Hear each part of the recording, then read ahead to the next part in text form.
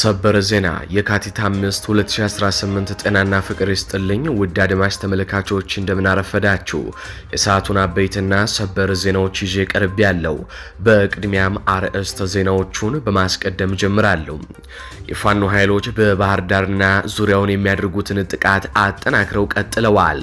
በባህር ዳር በተመረጡ አካባቢዎች ሌሊቱን የቦምብ ጥቃት ሲፈጸም ባህር ዳር ዙሪያ ፋኖ የተቆጣጠራቸውን ቦታዎች ለማስፋት ከባድ ውጊያ እያደረገ ነው። በየደቂቃው ባህር ዳር ያለው በአዲንም የደም ግፊቱ እየጨመረ ነው። በዝርዝር እንመለከተዋለን።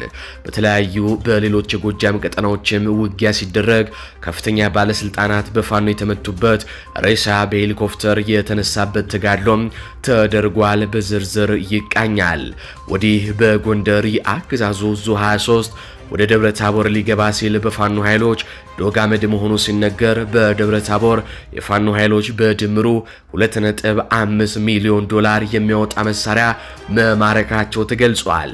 በደብረ ታቦር የብልጽግና ወታደሮች ትላንትናና ዛሬ ምን ሆኑ? ዛሬስ ደብረ ታቦር በምን ሁኔታ ላይ ትገኛለች? የሚለውን ዝርዝር መረጃ ይዘናል፣ እናስደምጣችኋለን። ወዲህ በሸዋ ፋኖ የሚያደርገውን ውጊያ አጠናክሮ ሲቀጥል ወሳኝ ከተማ ከመከላከያ ሰራዊቱ ጋር ካደረገው ከባድ ውጊያ በኋላ መቆጣጠሩ ተነግሯል። የሸዋሮቢት ሆስፒታል በአየር ወለድ ቁስለኞች መጨናነቁ ሲነገር በርካታ አየር ወለድ ኮማንዶዎችም ሙት ሆነዋል። ዝርዝር አለን። ሰላም ጤና ይስጥልኝ ውድ አድማጭ ተመልካቾች እንደምን ቆያችሁ? ከላይ በአርዕስተ ዜና ያደመጣችሁትን መረጃዎች ወደ እናንተ ላደርስ እዚህ ተገኝቻለሁ። የህዝባዊ ትግሉን የምትደግፉ እንዲሁም ሀገር ወዳድ የሆናችሁ አድማጭ ተመልካቾች ቪዲዮን ላይክ፣ ቻናሉን ሰብስክራይብ አድርጋችሁ የደወል ምልክቱን ታብሩ ዘንድ እንጠይቃችኋለን። እንዲሁም በኮሜንት ድል ለህዝብ ልጆች ድል ለጀግኖቹም እያላችሁ ለህዝቡ ሲሉ ጫካ የገቡትን ታጋዮች ታበረታቱ ዘንድ እየጠየቅናችሁ በቀጥታ ወደ መረጃዎች ያለፍኩኝ። እስከ ፍጻሜው ድረስ አብራችሁኝ ቆዩም። ቀዳሚ ወዳደረኩት ዘገባ አልፋለሁ። በቅድሚያም ጎንደር ላይ እናተኩራለን። በተለይ ደብረ ታቦር አሁን ምን አይነት ሁኔታ ውስጥ ነው ያለችው የሚለውንና ከዚህ በተጨማሪም በሌሎች ቀጠናዎች ያለውን የውጊያ መረጃ ወደ እናንተ የምናቀርብ ይሆናል። አንድነት በተግባር የተገለጠበት የአማራ ፋኖ በደብረ ታቦር ከተማ። እንደሚታወቀው ላለፉት 2 ቀናት በደብረ ታቦር እጅግ ከባድ የተባለ ውጊያ ሲደረግ ቆይቷል። በእነዚህ ውጊያ የአማራ ፋኖ ኃይሎች እጅግ ከባድ የተባለ ድልን አግኝተዋል። ለጊዜው በአሁኑ ሰዓት በተለይ ዛሬ በቀን 5 በደብረ ታቦር ውጊያው ሙሉ በሙሉ በሚባል ደረጃ ቆሟል ማለት ይቻላል። በአንዳንድ ቦታዎች ብቻ የተኩስ ድምጽ ይሰማል አልፎ አልፎ። ነገር ግን አሁን ላይ ውጊያው ቆሟል። የፋኖ ኃይሎች ከከተማው በመውጣት በከተማው ዳር ላይ እንደሚገኙም መረጃዎች ያሳያሉ። እንግዲህ ይህ ውጊያ በደብረ ታቦር የተጀመረው የካቲት 3 ሲሆን የካቲት 3 ሌሊቱንና የካቲት 4 እጅግ በከባድ ሁኔታ ውጊያው ተደርጓል። የአገዛዙ ሰራዊትን ለማንበርከክ የአፋብን ሰሜን አማራ ቀጠና በላይ ዘለቀ ዕዝ ሜጀር ጀነራል ውባንታ ባተኮር ለየካቲት 4 2018 ዓ.ም የተጠና ዕቅድ ሲያዘጋጅ ሜጀር ጀነራል ውባንታ ባተ ተወርዋሪ ክፍለ ጦርና የጉና ክፍለ ጦር ገብረ መስቀል ብርጌድ አካል የሆነችው ጣይቱ ሻለቃ በጋራ የውጊያ ዋዜማው ቀን በ3 ለ4 አጥቢያ ማለት ነው ከሌሊቱ 4 ሰዓት ጀምረው የደብረ ታቦር ከተማ ቁልፍ ቦታዎችን በከፍተኛ ሁኔታ በማጥቃት ተቆጣጥረው ነበር። በዚህ ውጊያ የአገዛዙ ቁልፍ ሰዎች ናቸው የተባሉ ከፍተኛ ወታደራዊ አዛዦች ሳይቀሩ እጅግ በርካታ የመከላከያ ሰራዊት ወታደሮች ነበረ የተገደሉት። እንግዲህ ይህ ውጊያ ሌሊቱን ቀጥሎ እስከ ቀኑ 3 ሰዓት ከ20 ድረስ ተደረገ። እስከ ትላንትና ዕለት ድረስ ማለት ነው። እስከ 3 ሰዓት ከ20 ድረስ እጅግ በከባድ ሁኔታ ደብረ ታቦርን በከፍተኛ ሁኔታ ወደ ጦር አውድማ የቀየረ ከባድ ውጊያ ሲደረግ ከባባድ መሳሪያዎች ጭምር በውጊያው ላይ ሲጠቀሙ በሁለቱም ኃይሎች መካከል እጅግ ከባድ የተባለ ውጊያ ሲደረግ በፋኖ ኃይሎች በኩል ደግሞ የበላይነት በመኖሩ የአገዛዙ ኃይልም ወደ ኋላ እንዲያፈገፍግ ተደርጎ ከተማዋ በአብዛኛው ቦታዎች በፋኖ ቁጥጥር ስር ልትገባም ችላ ነበር። እንግዲህ ይህ ውጊያ በተፋፋመበት ሰዓት ደግሞ በትላንትናው ዕለት ማለት ነው ከጧቱ 3 ሰዓት ከ20 በኋላ ደግሞ የበላይ ዕዝ ግዙፉ ጉና ክፍለ ጦር ውጊያውን በመቀላቀል እጅግ ውጊያውን ወደ ከባድና ወደ ከፋ ወደ ቀለጠ ውጊያ ቀይሮት ነበር። የጠቅላይ ግዛቱ ክፍለ ጦሮች በመናበብ የውጊያ ቀጠናዎችን በመከፋፈል የብልጽግናን ኃይል ሲያንበረክኩት ነው የዋሉት። ከዚህ በኋላ እንግዲህ በዚህን ሰዓት ነው የፋኖ ኃይሎች ሙሉ በሙሉ በሚባል ደረጃ ከተማዋን መቆጣጠር ጀምረው የነበሩት። እጅግ በርካታ ያገዛዙ ወታደራዊ መኪኖች ወደሙ። እጅግ በርካታ ያገዛዙ ከፍተኛ የተባሉ የጦር መኮንኖች እንዲሁም ደግሞ በርካታ ኮማንዶዎች ያለቁትም በዚህ ሰዓት ነው። ይህ በእንዲህ እንዳለ ደግሞ በአስፈሪ ሁኔታ የፋኖ አዲስ ጦር ተጨመረ። ከቀኑ 6 ሰዓት ተኩል ገደማ ጀምሮ የአምስተኛ ኮር ሰራዊት በአርበኛ ሻምበል ሙሉ ሰውና አርበኛ ግዛቸው አሌ እየተመራ የውጊያው አካል ሆነ። በዚህን ሰዓት ብልጽግና የሚገባበት የሚወጣበት ነበር ያጣው። እንግዲህ የዚህኔ ነው ብልጽግና ድሮን መጠቀም የጀመረው። የፋኖ ኃይሎች እጅግ ኃይል እያጠናከሩ ከተማዋን ሙሉ በሙሉ መቆጣጠር ሲጀምሩና በርካታ የአገዛዙ ወታደሮች መማረክ መደምሰስ ሲጀምሩ የቀረውን የአገዛዙን ኃይል ለማስጣል ብልጽግና የድሮን ድብደባ ጀመረ። በዚህም ከ16 ጊዜ በላይ ከሰዓት በኋላ ማለት ነው ከ16 ጊዜ በላይ የድሮን ጥቃቶች ተፈጸሙ። ብልጽግና የቀረውን የመከላከያ ሰራዊት ለማትረፍ ነው ይህንን ሁላ የድሮን ድብደባ የፈጸመው። በጤና ጣቢያ ላይ ጨምሮ በበርካታ አካባቢዎች የድሮን ድብደባዎችን በከፋ ሁኔታ ህዝብን ሳይመርጥ የጤና ተቋማትን የህዝብ ንብረትን ሳይመርጥ መደብደብ ጀመረ ማለት ነው። በዚህን ሰዓት እንግዲህ በውጊያው ተሳታፊ የሆኑ የአፋብን ሰሜን አማራ ቀጠና በላይ ዘለቀ እዝና ጎንደር ጠቅላይ ግዛት እዝ ክፍለ ጦሮች ሜጀር ጀነራል ውባንታ ባተ ተወርዋሪ ክፍለ ጦር፣ ግዙፉ ጉና ክፍለ ጦር፣ አምስቱን ብርጌዶች፣ የእቴጌ ጣይቱ ክፍለ ጦር የተወጣጡ ሰራዊት፣ የጀነራል ፋንታ በላይ ክፍለ ጦሮች የተወጣጡ ሰራዊት፣ የተራራው ራስ ጉና ክፍለ ጦር የተወጣጡ ሰራዊት፣ የአጼ ኢያሱ ክፍለ ጦር የተወጣጡ ሰራዊት፣ የዞዛምባ ንጉስ ክፍለ ጦር የተወጣጡ ሰራዊትና የጋፋት ክፍለ ጦር አንደኛ ሻለቃ እንዲሁም ታሪኳን በወርቅ የደም ቀለም የጻፈችው የነበልባሏ ፎገራ ክፍለ ጦር አካል የሆነችው ክርስቲያን ታደለ ብርጌድና ከነበልባሉ ክፍለ ጦር የተወጣጡ አካላት ከወረታ እስከ ዓለም ሰጋ ድረስ የሸፈነ ውጊያ አድርገዋል። እንግዲህ እኚህ የፋኖ ክፍለ ጦሮችና ከበርካታ ክፍለ ጦሮች የተወጣጡ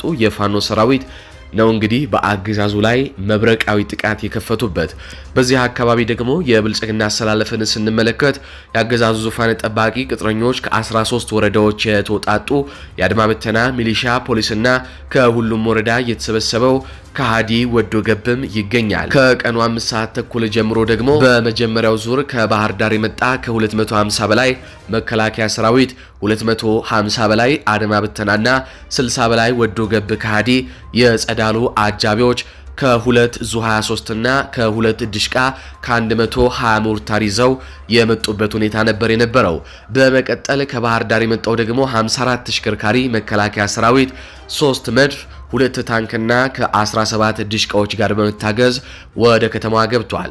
ሶስተኛ ዙር ደግሞ ከአርኖ ጋሮን በ10 ተሽከርካሪ የተጫነ መከላከያ ሰራዊት፣ አራተኛ ዙር ደግሞ ከአዲስ ዘመን የመጣ አድማ ብተና በአገዛዙ በኩል ተሰልፎ ነበር። እንግዲህ በእነዚህ ውጊያዎች አፋብን ሰሜን አማራ ቀጠና በላይ ዘለቀ እዝና ጎንደር ጠቅላይ ግዛት እዝ በጋራ በስፋት የመጣውን የአገዛዙን ሰራዊት መደበኛ ውጊያ ገጥመው አርበድብደውታል። አገዛዙ የሰራቸው የኮንክሪት ምሽጎችም ሙሉ በሙሉ ተሰብረዋል። ተስፋ የቆረጠው የአብይ አህመድ ፋሽስታዊ አገዛዝ ለደብረ ታቦር ከተማ ብቻ 7 ተንቀሳቃሽ ድሮኖችን መድበውላል።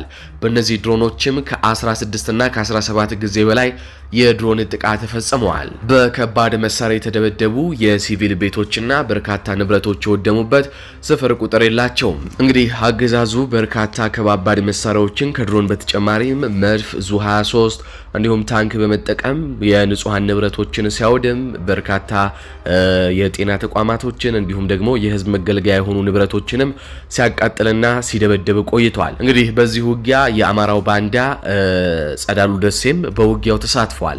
ከ11 ሰዓት ተኩል በኋላ የጸዳሉ ደሴን ወደ ዓለም በር መውጣት መረጃ የደረሳቸው የሜጀር ጀነራል ውባንታ ባተ ተወርዋሪ ክፍለ ጦር በፍጥነት ወደ ቦታው አምርተው ከበባ ፈጽመው ነበር። ጸዳሉ ደሴን መከላከያው ወደ ባህር ዳር እንዲያመልጥ ሲያደርጉ መከላከያ ሰራዊቱ ግን ዋጋ ከፍሎ በርካታ ሰራዊቱ ተደምስሷል። ምሽት 1 ሰዓት ላይ ጸዳሉ ደሴ ከመማረክ ያመለጠበት መዳኛ ሰዓቱ ሆኖም ተመዝግቦለታል። ሙሉ ቀናት በተደረገው አውደ ውጊያ ከሁሉም ሰራዊት የተማረከው ቅጥረኛ መሳሪያ፣ ተተኳሽና ቁሳቁስ ቀጥሎ በሚኖረን የዜና ሰዓታችን የምናሳውቃችሁ ቢሆንም በፋኖ በኩል $2.5 ሚሊዮን የሚያወጣ ንብረት እንደተማረከ ተገልጾልናል። እጅግ በርካታ መሳሪያዎች እጅግ በርካታ ከባባድ እስከ ቀላል መሳሪያዎች በፋኖ በኩል ተማርከዋል። ከዛ በተጨማሪም ተሽከርካሪዎች የመከላከያ ሰራዊቱ ሲጠቀምባቸው የነበሩ እጅግ ከባድ የተባሉ ተሽከርካሪዎችም በፋኖ በኩል ተማርከዋል። አሁን በዚህ ሰዓት የመከላከያ ሰራዊት ከ54 በላይ የሚሆኑ እስከ 60 እና 70 የሚደርሱ የበታታ ተጭነው የገቡ የመከላከያ ኮማንዶዎችን ወደ ከተማዋ አስገብቷል። ለጊዜውም ቢሆን ከተማዋን ተቆጣጥሯታል። ዳርዳር ላይ ደግሞ የፋኖ ኃይሎች አሉ። የፋኖ ኃይሎች ወደ አካባቢው እንዳይጠጉ በተደጋጋሚ የድሮን አሰሳ እያደረገ ነው። እንግዲህ አገዛዙ እንደሚታወቀው መሬት ላይ ማሸነፍ በከበደው ቁጥር የሚጠቀመው ንጹሃንን በመደብደብ ፋኖ ከቦታው እንዲወጣ ማድረግ ነው። አሁንም ግን በደብረ ታቦርና ዙሪያው የፋኖ ኃይሎች አሉ። አሁንም ፍጥጫው እንደቀጠለ ነው። በሌሎች አካባቢዎች አሁንም ከ17 በላይ የሚሆኑ ከተማዎች በፋኖ ቁጥጥር ስር ይገኛሉ። ዛሬም ይሁን ነገ በዚሁ አካባቢ ውጊያ ሊያገረሽ ይችላል። ተጨማሪ መረጃዎችን ከደብረ ታቦር ስናገኝ ይዘን የምንመለስ ይሆናል። ይህ በእንዲህ እንዳለ በአማራ ፋኖ ብሔራዊ ንቅናቄ ውባንተ አባተ ኮር የውባንተ ተወርዋሪ ክፍለ ጦር በትላንትናው ዕለት ከሰዓት በኋላ ወደ ደብረ ታቦር ዙ 23 መድፍ፣ ታንክና ሌሎች ከባባድ መሳሪያዎችን ታጥቆ እየገሰገሰ በነበረ የአገዛዙ ወታደር ላይ በፈጸመው የከበባ ማጥቃት በርካታ የአገዛዙ ወታደሮች ሲገደሉ ዙ 23ን ጨምሮ ሌሎች ከባባድ መሳሪያዎች ከጥቅም ውጪ ተደርገዋል። በዚህ ትንቅንቅ ከ30 በላይ ጥቁር ክላሽ በፋኖ ቁጥጥር ስር የዋለ ሲሆን የሞርተርና የብሬን ጥይት ከነሸንሽላቸው ተማርከዋል። ጦሩን ሲመሩ የነበሩ የብልጽግና ወታደሮች ሲንቀሳቀሱባቸው የነበሩ 3 ወታደራዊ ፓትሮሎችም እንዲሁ በተመሳሳይ በፋኖ ቁጥጥር ስር ገብተዋል። በርካታ የአገዛዙ ወታደሮች እስካሁን ቁጥራቸው ያልታወቀ ሙትና ቁስለኛ ሲደረጉ በዚህ ቀጠና ዙ 23 መድፍና ታንክ ታጥቆ የፋኖን ክንድ መቋቋም ያልቻለው የአገዛዙ ኃይል ሙትና ቁስለኛውን እያዝረከረከ ወደ መጣበት ቀጠና መመለሱም ተገልጿል። ይህ በእንዲህ እንዳለ በባህር ዳርና በባህር ዳር ዙሪያ የሚደረጉ የፋኖ ጥቃቶችም ተጠናክረው ቀጥለዋል። በትላንትናው ዕለት ከሌሊቱ 6 ሰዓት በኋላም በተመረጡ የባህር ዳር አካባቢዎች የቦምብ ጥቃት የደረሰ ሲሆን ያረጋ ከበደን ጨምሮ የብአዴን ወዳደሮች የልብ ምት ከፍ ያደረገ ነውም ተብሏል። ጥቃቱን የፈጸመው የቴዎድሮስ እዝ ሲሆን በባህር ዳር ዙሪያ ከሚደረገው ውጊያ በተጨማሪ በተመሳሳይ ጥቃቶችን በባህር ዳር በመፈጸም የማስደንበር ስራ እየሰራ መሆኑን አስታውቋል። በባህር ዳር ዙሪያ እየተደረጉ ባሉ በርካታ ውጊያዎች የብልጽግና ወታደር እንደ ቅጠል እየረገፈ ሲሆን ትላንት በነበረው ውጊያ 2 ፓትሮል ሬሳ ደራርበው እንደወጡም ነው የተነገረው። ባህር ዳር ዙሪያ አንዳሳና ጎንበት በፋኖ 102ኛ ኮር 22ኛ ክፍለ ጦር ቁጥጥር ስር የሚገኙ ሲሆን አሁንም አዳዲስ ቀጠናዎችን በባህር ዳር ዙሪያ ለመቆጣጠር እንዲሁም የአገዛዙን ቅስም ለመስበር የሚደረገው ውጊያ እንደቀጠለ ሲሆን በትላንትናው ሌሊት የተፈጸመው በባህር ዳር ዙሪያ የቦምብ ጥቃትም በርካታ የአገዛዙ የዋርድያ ሰዎች ላይ ጥቃት በመፈጸም ሙትና ቁስለኛ መደረጋቸውም ተገልጿል። ጥቃቱ የተፈጸመው በፖሊስ ጣቢያና በመከላከያ ሰራዊት ካምፕ ዋርድያ ላይ መሆኑም ተገልጾልናል። ይህ በእንዲህ እንዳለ የቴዎድሮስ እዝ 34ኛ ክፍለ ጦር በሉማሜ ከተማ የብልጽግና አመራርን ሲገድል ጃማ ከተማ ላይ ታሪክ ሲሰራ ውሏል። የአፋብን ቴዎድሮስ እዝ 206ኛ ኮር 34ኛ ክፍለ ጦር ትላንት የካቲት 4 2018 ዓ.ም ሉማሜ ከተማ ላይ የገቡት አዳኝ ቡድኖች ብልጽግና አለኝ በሚለው ወሳኝ አመራር የአወበል ወረዳ ምክትል ስልጠናና ክህሎት ኃላፊ አቶ አዲስ አለምነህ እስከ ወዳኛው ሸኝተውታል። በሌላ በኩል ከቀኑ 6 ሰዓት ጀምሮ እስከ ምሽት ድረስ በብልጽግና ካምፕ ላይ በመግባት አመርቂ ድልን የተጎናጸፉት የ34ኛ ክፍለ ጦር አናብስት ፋኖች በጃማ ከተማ ላይ የመሸገውን የብልጽግና ኃይልን ሙትና ቁስለኛ እንዲሆንም አድርገውታል። በዚህ ቀኑን ሙሉ የፈጀ ውጊያ 2 ፓትሮል ሙሉ አስከሬን ሲያመላለስ እንደነበረ የአይን እማኞች የተናገሩ ሲሆን ከ15 በላይ የብልጽግና ኃይል ከባድ ቁስለኛ ሆነው ሆስፒታልም ይገኛሉ። በጃማ ከተማ ላይ ድልቅናቸው የ34ኛ ክፍለ ጦር ፋኖች ምሽት ወደ ሉማሜ ከተማ በመግባት የብልጽግናን መግቢያም አሳጥተውት አድረዋል። ቁስለኛ በሄሊኮፕተር ሳይቀርም ተነስቷል። በትላንትናው ዕለት ጃዊ ላይ የአብይ አህመድ ቅጥረኛ ገረድ ሰራዊት ቁስለኛ አመራሮች በሄሊኮፕተር ተለቅመዋል። ለ8 ተከታታይ ቀናት በጀግኖቹ የአማራ ፋኖ ብርቱ ክንድ የተወቃው የአብይ አህመድ ወንበር አስጠባቂ ሰራዊት አመራሮች ለጊዜው ከሞት የተረፉ ቁስለኞችን መውጫተው ዛሬ በሄሊኮፕተር ተነስተዋል ነው የተባለው። ወደ ሸዋ እናልፋለን። የአፋብኃ ሸዋ ጠቅላይ ግዛት እዝ ኮሮ ባደረገው ተከታታይ ውጊያ የለን ታዳጊ ከተማን መቆጣጠር ችሏል። ለወረራና ዘረፋ እንዲመቸው ከሳምንት በላይ በሸዋ ምድር ኔትወርክና ኢንተርኔት አጥፍቶ ወደ ጀግኖቹ ቀዬ ያመራው የብልጽግና አየር ወለድና ከከሚሴ የገባም ዘራፊ ኃይል በጥምረት በሸዋ ህዝብ ላይ ንጹሃንን ያነጣጠረ ጥቃት ፈጽመው በርካታ ሴትና ህፃናትን እንዲሁም ገበሬዎችን ረሽነዋል። የገበሬ እህልና የቤት ቁሳቁሶችንም ዘርፈዋል። የመኖሪያ ቤቶችንም አቃጥለዋል። ስርዓቱ በይፋት ምድር በንጹሃኖች ላይ ያልፈጸመው ግፍም የለም። ወገንን ለመታደግ በየአቅጣጫው ሲዋደቅ የነበረው የሸዋ ጠቅላይ ግዛት እዝ ተናዳፊ ሰራዊት በብልጽግና አየር ወለድ ኮማንዶ ላይ ትልቅ ኪሳራም አድርሶበታል። በተለይም በምክትል አዛዡ በሻለቃ ሙሉቀን ቢራራና በኮሮ ምክትል ዘመቻ መሪ በሻለቃ ጌታነው ዘነበ ጦር አዝማችነት እየተመራ በቀጠናው ላይ ለግዳጅ የተሰማራው የመሐመድ ቢሆነኝ ኮር በስሩ ያሉ ክፍለ ጦሮችን በማሰማራት ከብልጽግና ጋር ከፍተኛ ትንቅንቅ በማድረግ ዘራፊውንና ጨፍጫፊውን የብልጽግናን አየር ወለድ ይዟቸው የነበሩ ቀጠናዎችን ማስለቀቅም ችሏል። በሸዋ ጠቅላይ ግዛት እዝ ይፋትና ጥሙጋ አውራጃ የለን ተራራ ሰፍሮ የነበረው የብልጽግና መራሹ ሰራዊት ላይ የመሐመድ ቢሆነኝ ኮር ደጃዝማች ተሰማ እርገጤና ወንዱ አስቻለው ደሴ ክፍለ ጦር የተወጣጡ 2 ሻለቃዎች እንዲሁም የኮሩ ቃኝና የአርበኞች ፋኖ ጦር የሆነው መሐመድ ስንዴው ብርጌድ ቃኞች በሁለት አቅጣጫ በመግባት በትላንትናው ዕለት ከቀኑ 10 ሰዓት ተኩል እስከ ምሽቱ 2 ሰዓት ድረስ ለአስጨራሽ ትንቅንቅ በማድረግ በብልጽግና አየር ወለድ ላይ ከፍተኛ ኪሳራን አድርሰውበታል። በዚህም በብልጽግና ተይዘው ከነበሩ የይፋት ከተሞች አንዷ የለን ስትሆን የመሐመድ ቢሆነኝ ኮር የደጃች ተሰማ እርገጤ ክፍለ ጦርና ከወንዱ አስቻለው ደሴ ክፍለ ጦር የተወጣጡ ሻለቆችና የኮሩ ቃኝ በቅንጅት በብልጽግና አየር ወለድ ላይ በሰነዘሩት የክር ማጥቃት የብልጽግና ኃይል ቀጠናውን ለቆ ወጥቷል።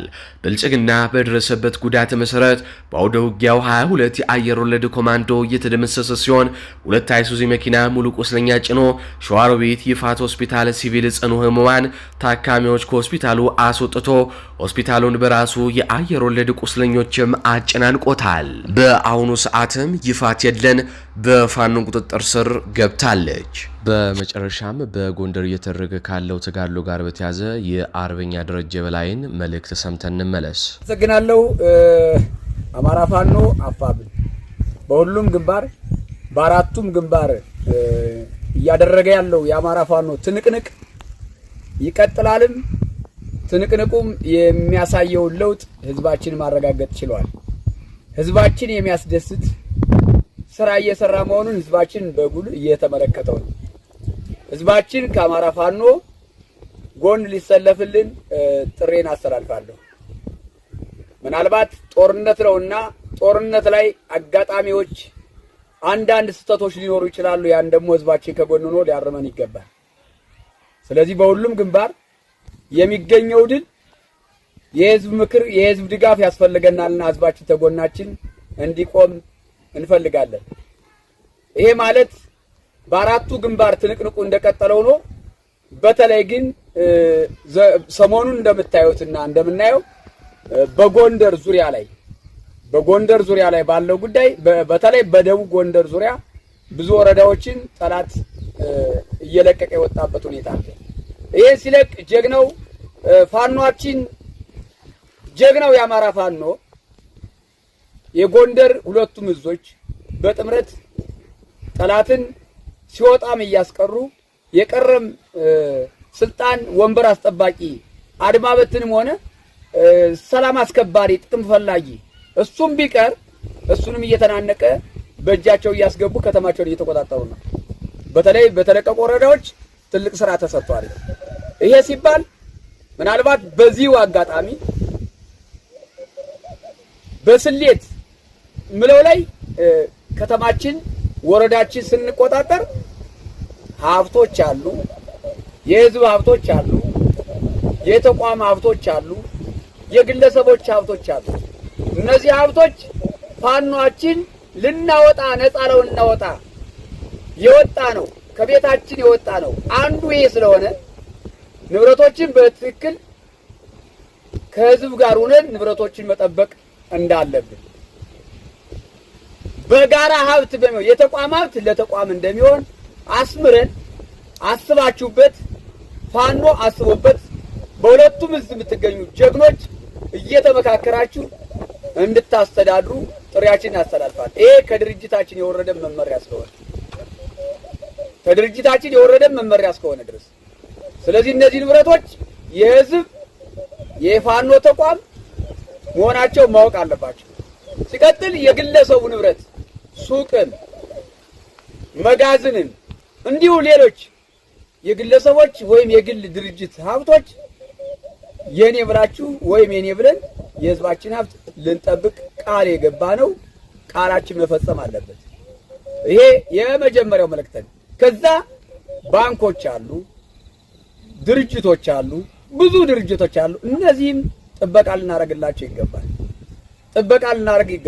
አደራ የምንለው እንደ አማራ ፋኖ አደራ የምንለው ይሄ ነው። ሌላው የአማራ ፋኖ ጎንደር ላይ በሁለቱም ህዝብ የምትተናነቁት እያጥመሰመታችሁ እያሸነፋችሁ በእጃችሁ ብታስገቡትን የመከላከያ ሰራዊትም ይሁን አድማ ብተናም ይሁን ሚሊሻና ሰላም አስከባሪም ይሁን ጥቅም አስጠባቂና በትንሽ ጥቅም ተደልሎም ሞኝ ሆኖ ቢቆይም ሞቱም የራሱ ነው፣ ሲገልም የራሱን ነበር። አሁን ግን ድርጅቱም ሆነ መንግስቱ እንደከዳው እስካወቀ ድረስ እጅ እየሰጠ ይገኛል።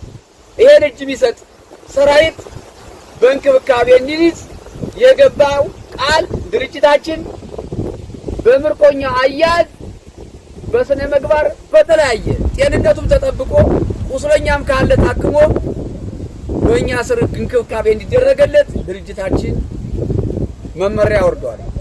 በዚህ ልክ ሁሉም እንክብካቤ የተደረገ ጥበቃ እየተደረገለት በእጃቸው የገባ ሰራዊት በዚህ ልክ ነው እኔ ሐሳቤን የምገልጸው መልእክቴን የማስተላልፈው። ከዚህ የተላለፈ እንዳይሆን ነው። ሲቀጥል መከላከያ ሰራዊትም ይሁን አድማ ብተናና ሰላም አስከባሪ ሚሊሻ አሁንም እጅ ያልሰጠ ካለ በአስቸኳይ እጅ እንዲሰጥ ከጸጥታ መዋቅር ነው መልእክት ማስተላልፈው። እጅ እንዲሰጡ ድርጅታችን ጥሪ አስተላልፏል። አመሰግናለሁ። የአማራ ፋኖ ብሔራዊ ንቅናቄ እንግዲህ በየቀጠናው በየክፍለ ሀገሩ እየተደረጉ ያሉ ጦርነቶች የስርዓቱን ጸረ አማራ ጸረ ኦርቶዶክስ የሆነውን ስርዓት ለመጣል እየተደረጉ ያሉ ትንቅንቆች አሉ። ይሄ ይበል የሚያሰኝና ሰራዊታችን ትላንት አሸንፊዋለሁ በትኛዋለሁ እያለ ሲያወራ የነበረው ፕሮፓጋንዳ የሚሰብር ስነልቦናን ከፍ የሚያደርግ የአማራን አንድነት የሚያጠናክር ስራ እየተሰራ ነው። ይሄንን ለሞላው ሰራዊታችን ለሞላው ህዝባችን ምስጋና እያቀረብኩ ለሚደረጉ ጦርነቶች ግን የሚገኙ ሪሶርሶች የጋራ መሆን በስርዓት መያዝ አለባቸው። ሲቀጥል ደግሞ የመንግስት ወይም የህዝብ ተቋም የሆኑ የመንግስት ተቋም ህዝብ የኔ ነው የሚላቸው የህዝብ ተቋም የሆኑ ተቋሞች መጠበቅ አለባቸው። ለህዝብ አገልግሎት የሚውሉ ማለት ነው። የተለያዩ ዘራፊዎች ይህን ተጠቅመው አጋጣሚ መበልጸግ የሚፈልጉትን በጋራ ሰራዊቱ ዋጋ እየከፈለ ያለው ሰራዊት ይህን ተቋም መጠበቅ አለበት። እጃቸውን የሚሰጡ የስርዓቱ አገልጋዮች አድማ በትን፣ ፖሊስ፣ ሚሊሻ፣ የጸጥታ አካል ጠቅላላ መከላከያ፣ የሀገር መከላከያ እንዲሁም የፖለቲካ አመራርም ይሁን ማንኛውም የመንግስት አገልጋይ የሆነ በእንክብካቤ በጤና መያዝ አለበትና እርምጃ መወሰድ የለበትም። ተሃድሶ እየተሰጠው እንክብካቤ እየተደረገለት መቀጠል አለበት። ይህን እንድታደርጉ ጥሪያችን እያቀረብን ለምትከፍሉት ዋጋ ግን ከፍተኛ ምስጋና እያቀረብኩኝ ይሄ የጋራ ድል ነው።